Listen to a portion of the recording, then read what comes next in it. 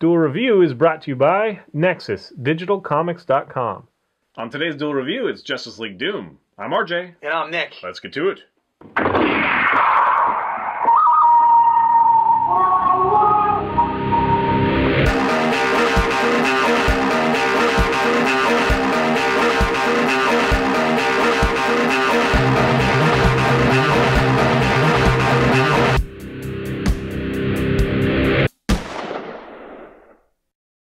Hey everybody, today is January 3rd, and we're taking a look at the animated movie, Justice League Doom. That's right. It came out last year in 2012 because it's now 2013. Yay! And basically the story is what happens if a criminal gets a hold of Batman's secret plans to incapacitate the Justice League should the need arise. Because, you know, Batman is always thinking 10 steps ahead. And that part of the story is awesome. Yes, and it's actually based off of the DC story arc, Tower of Babel, and... You know, it's a very interesting story because you know Batman has these contingency plans. You know, what happens if he definitely thinks about it. So it is an interesting story.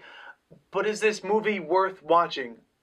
Yeah, I don't know how to answer that. I mean, let's go through the story first. Okay, so the story essentially is this character named Vandal Savage has this wonderful plan of destroying half the Earth so that he can now rule, because he used to rule and he wants to rule again. So he hires some villains, mostly villains who are associated with the heroes that are involved in the story, to circumvent their actions, I guess, what they should do. Serious contenders against the Justice League members. Right, so for like the Flash, it's the Mirror Man. For Batman, there was Bane. Superman had Metallo. So, you had these big time contender villains just kind of following Vandal Savage's plan to do this. And so Mirror Man kind of breaks into the Batcave and he steals Batman's plans for stopping the Justice League if the need ever arises. And then it's just him trying to save the day. And it's mostly about Batman, which is why he's on the cover, and how he's going to do it.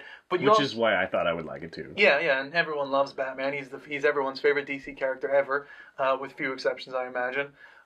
So it is fun to see how Batman would have done things, and it is different how they did it in the anime this movie than how they actually did it in the comics. Plus, this storyline has been done before in like Justice League of America, the animated series, and I think in another animated series, which I'm forgetting right now, but it has been revisited, the idea that Batman has these ideas on how to stop the Justice League. Yeah, we kind of have a similar feel in some parts of the, Two Earths? Yeah. That would be the Crisis on Two Earths. Yeah. So that was fun. There's a bad and a good. Right. Anyway, and I was happy to see Cyborg. I thought that was cool. And right. I'm glad he's they also put him in there on the cover, and there's not everybody in the Justice League, so you don't get a lot of them. Well, you don't get like Aquaman. That's the first one I can think of that should have been there. Yeah, I guess. But it's one of those things that great overall story. Now, each little bit of the other story nothing makes me roll my eyes like a DC animated film, especially involving Superman or Justice League or anybody but Batman. Batman ones I take usually pretty seriously, and I like them. This one, just like, really, the way that you're going to conquer Wonder Woman is to exhaust her so much that she dies. That's stupid. Yeah. Although it does kind of make sense. The way that you're going to beat Superman is, with a robot that he can clearly just kill at any time, because that's how he gets out of it, kind of thing. Well, no, he was shot with a kryptonite bullet. I understand that, but whatever. It's just ridiculous. It makes me roll my eyes so much. Yeah. Like the Martian Manhunter, you're going to set him on fire and it's going to freak him out forever. Well, he's afraid of fire. It's his big phobia. Dude, seriously, just get Superman to blow him out. I'm sure it's happened a billion times, and Superman can do everything, right? He freaking...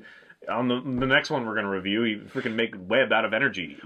Again, everyone has an electric field. It's just... Yeah, but see, you're defending it, but I know you think it's stupid. It is stupid, but I can't understand it. I understand the science behind it. There is science behind it. It's just one of those things that, again, some of the villains are kind of cool, and there's just little kind of cool bits, but it's in this world that makes no sense at frickin' all. That's what I can't look beyond that. Give me a break, man. They also... I'm not going to get into it. But there is some more... But even if you like these characters, this is kind of a crappy...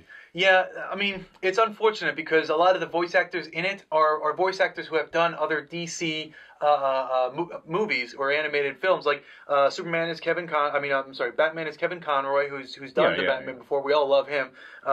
Superman has returned by Tim Daly, who's done a wonderful job. Nathan Fillion was Green Lantern, and he was. I don't really like Nathan Fillion that much. I love Nathan Fillion. But I'm not complaining about the freaking voiceover. Yeah, Susan Eisenberg for Wonder Woman. Let me just get through all of these. Carl Lumbly for Martian Manhunter. Michael Rosenbaum for the Flash, who I liked in the Justice League of America, and then Bumper Robinson, who is the only one who hasn't been in a role before. He plays Cyborg, and I love Bumper Robinson because I loved him on Alias. I just love that character. So great name. Yeah, Bumper Robinson. I'm not complaining about that. I'm complaining about even if you like these characters, like a core character, which I don't like most of them. I like Cyborg, okay, and I like Batman, obviously, but Wonder Woman and Superman have always been kind of the Thor complex to me. I don't really care because they can always win. Yeah. But there's just not enough time spent on them. This is kind of like all these little tiny things, and then they're all jammed together. And then by and large, the thing that you think of, oh, well, why doesn't he just do that? That's what they end up doing to get out of their mortal, predicament. Yeah. So it's really ridiculous. Unfortunately, I mean, it's got a cool cover, it's got a cool name, Doom, and it's red and Batman and all that stuff. But it just misses the mark on so many levels. Now, I'm not saying it's not entertaining at all. Like, you might have, some fun if you have, like, kids that are really into it. It might be fun. But for anybody who's serious about the worlds or whatever, it's not good enough. Right. See...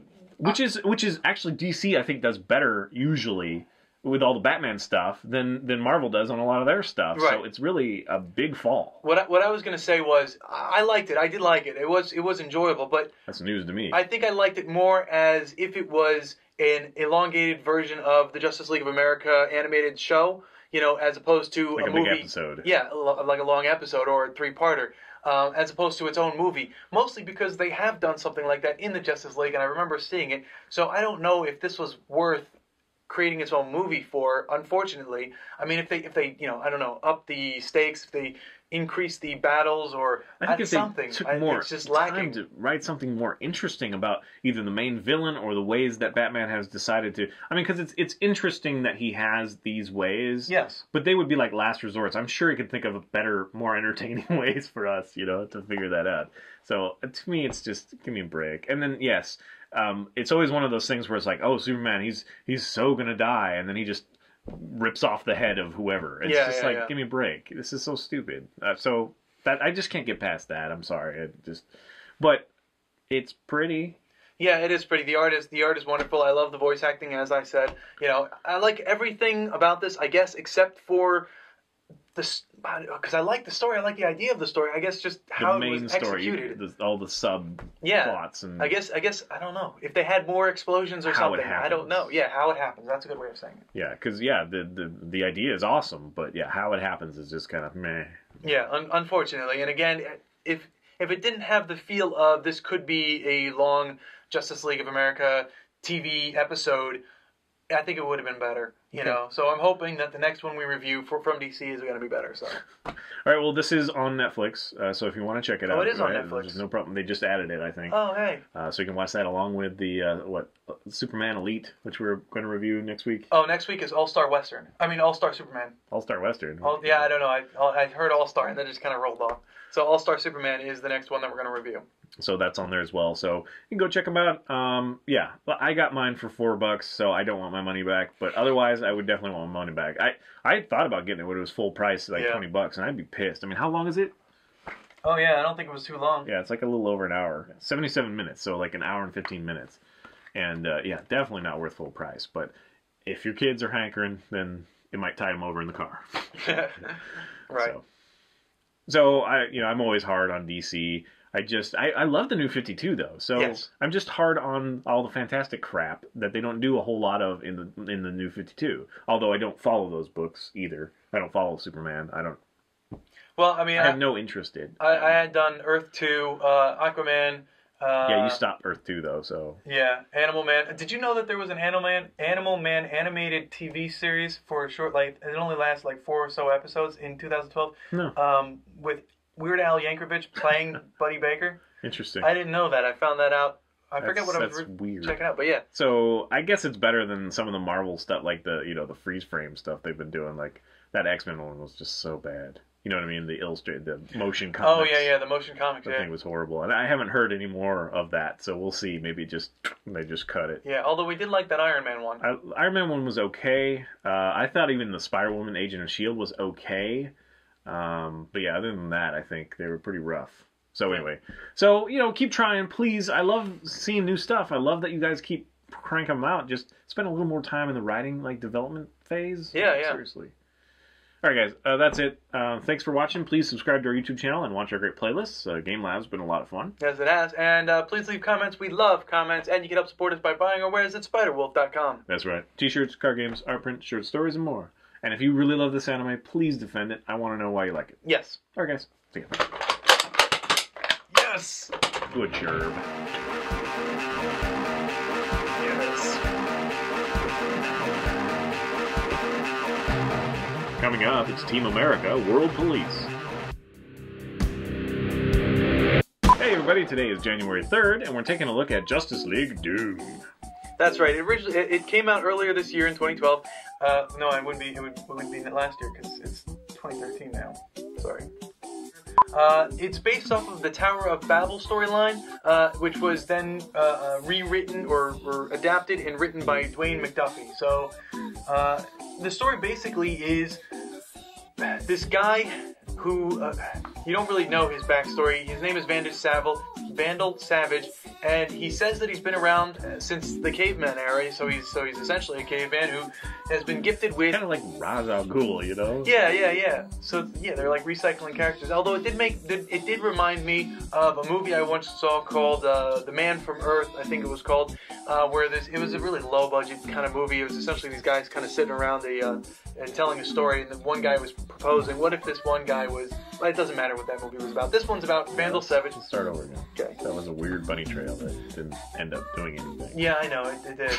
I mean, because it made sense in my head, and I wanted to link it. It doesn't contribute to anything. It doesn't, really. You're right. Sorry. Today is the 3rd of January, and we're talking about Justice League Doom. That's right. It came out earlier in 2012. It was adapted from the original story arc called The Tower of Babel, and it was adapted by Dwayne McDuffie. I will say that these DC films make me roll my eyes a lot. Let's fill in the story for it.